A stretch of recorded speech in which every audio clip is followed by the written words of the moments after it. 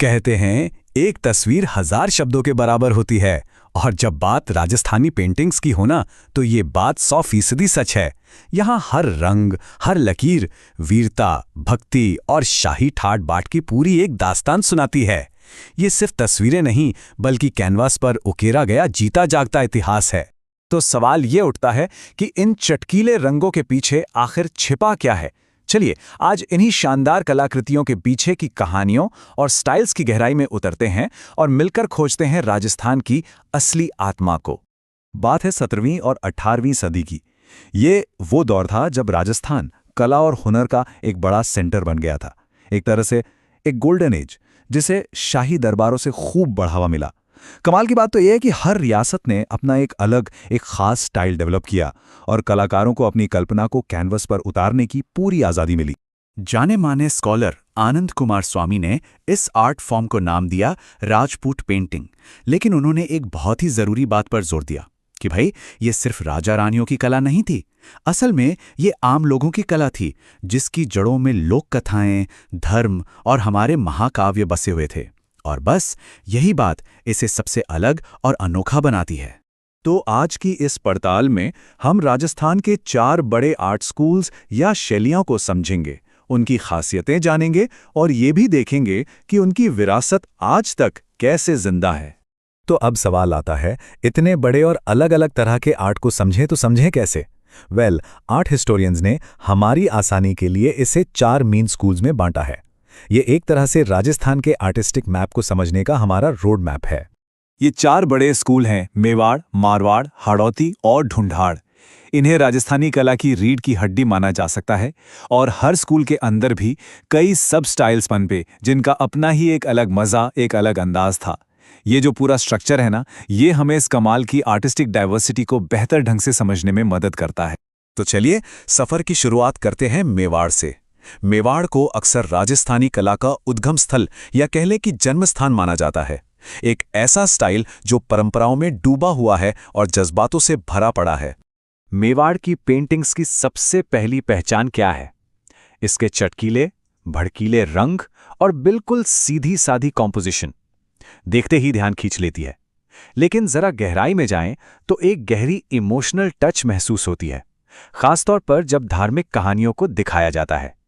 भगवान कृष्ण की लीलाएं तो इनके सबसे पसंदीदा विषयों में से एक रहीं। ये स्टाइल कोई रातों रात नहीं बना। सदियों तक शाही दरबारों में ये फलता फूलता रहा और अपने चरम पर यानी पीक पर यह पहुंचा महाराणा जगत सिंह प्रथम के दौर में। सही मायनों में एक गोल्डन पीरियड था ये, जिसे लीड कर रहे थे साहिबदीन जैसे मास्टर आर्टिस्ट। उनकी बनाई रागमाला सीरीज की पेंटिंग्स तो आज भी देखने वालों को हैरान कर देती। अच्छा, तो मेवाड़ की इस भक्ति से भरी सादगी से अब आगे बढ़ते हैं और सफर करते हैं मारवाड़ के रेगिस्तानी इलाकों का। ये वो जगह है जहां कला ने एक बिल्कुल अलग, ज्यादा नफीस और रोमांटिक मोड़ लिया। और इसी मारवाड़ की जमीन से एक ऐसा सब स्टाइल निकल कर आया जिसने भारतीय कला के इतिहास की सबसे यादगार तस्वीरों में से एक को जन्म दिया। एक ऐसी पेंटिंग जो इतनी खूबसूरत, इतनी रहस्यमयी है कि उसे भारत की मोनालिसा तक कहा जाता है। जी हां, ये किशनगढ़ स्टाइल का सबसे कीमती नगीना है। तो ये है बनी ठनी। इसे बनाया था आर्टिस्ट निहाल चंद ने अपने राजा सामंत सिंह के लिए। लेकिन यह सिर्फ एक पोर्ट्रेट नहीं है, ये तो राधा के अलौकिक सौंदर्य का प्रतीक है। इसकी खासियतें देखिए: लंबा चेहरा, कमान जैसी भौहें, कमल की पंखुड़ियों जैसी आंखें। इन्हीं सब ने मिलकर इसे इंडियन आर्ट का एक ऐसा आइकॉन बना दिया जिसे भूलना नामुमकिन है। चलिए अब अपना सफर आगे बढ़ाते हैं और चलते हैं दक्षिण पूर्व में हाड़ौती रीजन की तरफ। यहाँ 2 पड़ोसी रियासतें थीं, बूंदी और कोटा। और कमाल की बात यह है कि पड़ोसी होने के बावजूद दोनों ने बिल्कुल अलग अलग आर्ट स्टाइल डेवलप किए। बूंदी और कोटा पास पास तो थे, पर उनकी कला में जमीन आसमान का फर्क था। जहां बूंदी स्कूल की पेंटिंग्स में आपको खूबसूरत प्रकृति, हरे भरे नज़ारे और दरबारी जिंदगी की नज़ाकत दिखेगी, वहीं दूसरी तरफ कोटा स्कूल एक्शन से भरपूर है। यहां शिकार के वो रोमांचक सीन दिखाए गए हैं जो देखने वाले के रोंगटे खड़े कर दें। ये स्टाइल अपने पीक पर पहुंचा महाराव उमेद सिंह के समय में। और अब आते हैं हमारे आखिरी पड़ाव पर, ढूंढाड़। ये वो इलाका है जहां जयपुर और आमेर जैसी ताकतवर रियासतें थीं और यहाँ की कला में हमें एक बहुत ही दिलचस्प फ्यूजन, एक संगम देखने को मिलता है राजस्थानी परंपराओं और ताकतवर मुगल सल्तनत के आर्ट का। अब देखिए, ढूंढाड़ के राजाओं के मुगल दरबार से काफी करीबी पॉलिटिकल रिश्ते थे और इसका सीधा असर यहाँ की कला पर पड़ा। मुगल इन्फ्लुएंस की वजह से पेंटिंग्स का साइज बड़ा हो गया, रंगों का इस्तेमाल थोड़ा सॉफ्ट हो गया और असल इंसानों जैसे दिखने वाले पोर्ट्रेट्स और बड़े-बड़े दरबारी सीन्स बनाने पे ज्यादा जोर दिया जाने लगा। तो इन चारों अलग-अलग स्कूल्स को समझने के बाद एक बात तो बिल्कुल साफ हो जाती है, वो ये कि राजस्थानी पेंटिंग सिर्फ दीवारों पर सजाने वाली खूबसूरत तस्वीरें नहीं हैं, ये उससे कहीं ज्यादा हैं। असल में ये पेंटिंग्स गुजरे हुए वक्त में झांकने वाली एक खिड़की की तरह है।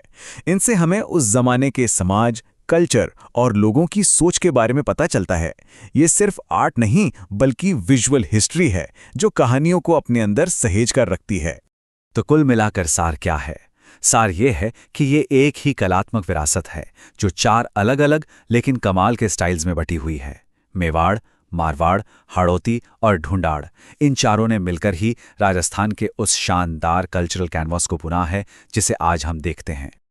और ये सब हमें एक आखिरी सवाल पे लाके छोड़ देता है। आज की इस डिजिटल दुनिया में जहां तस्वीरें एक पल में बनती और गायब हो जाती हैं, वहां हाथ से बनाई गई एक अकेली कहानी की क्या कीमत है? शायद